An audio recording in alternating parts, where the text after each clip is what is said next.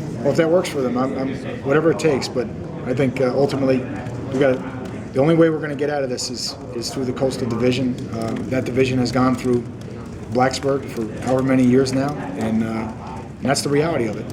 So I don't mince words with the team.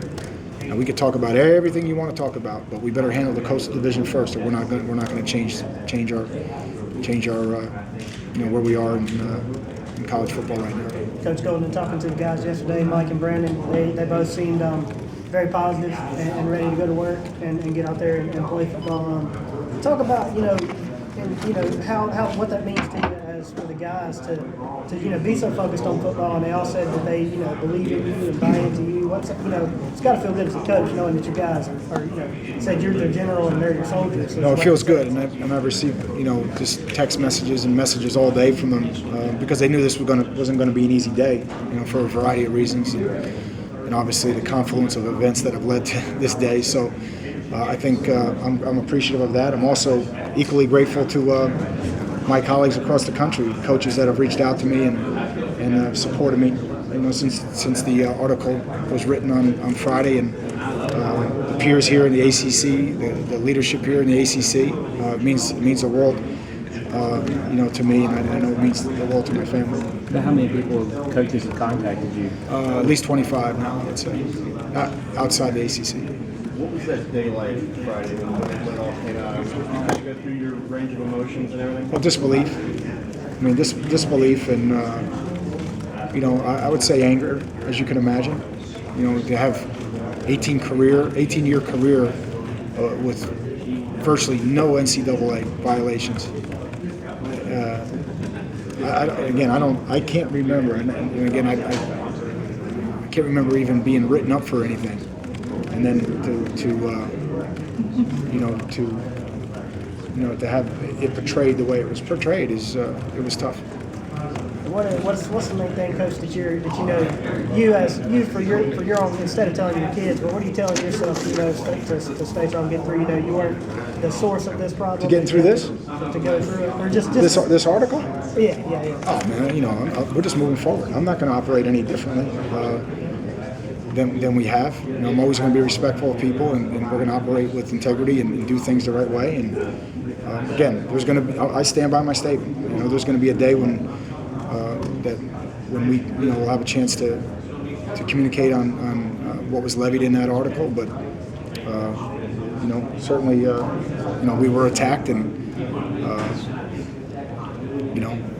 it wouldn't have hurt to preface the article by saying, here's a guy who's had no violations in his 18-year career before I start the article.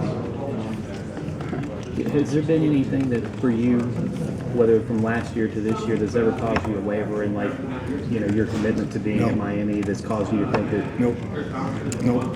This is a special place, and it's one of the most unique places in college football. Where else can you go and be at a small private institution but yet produce the most NFL players? Where else can you go and be a top 40 institution and play for the most national championships in the last 30 years? Where else can you go where you have all the amenities of a college town in Coral Gables and South Miami and Coconut Grove, but yet have access to a culture and diversity that you do in a city like Miami? It just doesn't exist. And what we do need is that we need to get everybody away from our program and let us go to work, because we don't need help. Let the coaches and the players sell the program and everybody else stay away. We don't need help. We have a great product. We have a great president, great athletic administration. Our fan base and alumni are awesome, and we'll get through this. Did you have any sort of heads up that article was coming out, or did you see it? Nope, zero. Remember where you were when you heard about it? I don't want to get into where I was. It was with my family. So you were in a picture on Twitter a couple days ago. You were out with Jimmy Johnson. Yeah. What was that? How was that? It was good. About the It's a lot different than the next day. Yeah. It was good. It was. Let me tell you, a fascinating man. And I'm grateful that he took, me and my father-in-law fishing. I'm grateful for that, and I'll always remember that. But the 3 hours of sitting next to him or standing next to him and just talking about all these things, I think that's special. and I think he's a special man. I got to be honest with you. I didn't know Jimmy Johnson before I got here, but I have incredible respect for him. Coach, you talked a lot about producing NFL players and the tradition, the powerhouse that Miami has always been and is.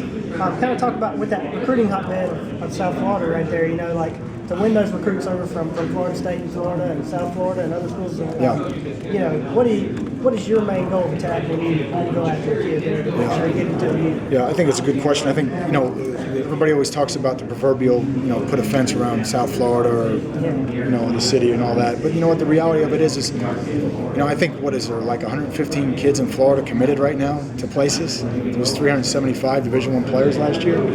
You got to get the right 20.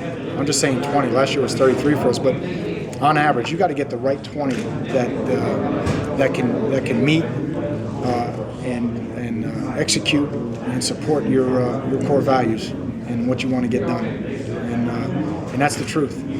And so you got to be tough. You can't worry about being a politician or worried about public sentiment about how come you're not recruiting this kid or not recruiting that kid. You just got to trust yourself and your program, and you're going to lose some of those guys along the way. But you better make sure the ones that you get can do the things that you need them to do.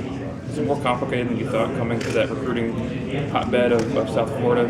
Is there stuff that you didn't anticipate? Complicated? Yeah. I don't want to get into school names, but there's some states that don't have any, you know, just have a couple Division I players. Having 375 players in your state is not complicated. Trying to figure out which ones to take is a little bit complicated, but you know, 2 years ago, Miami Central High School produced 17 Division I players. You know, that's the equivalent of New England and New York State. It's the same, you know, produce about the same amount of guys. It's a good problem to have. It's a good problem to have. Not going to complain about that. What's the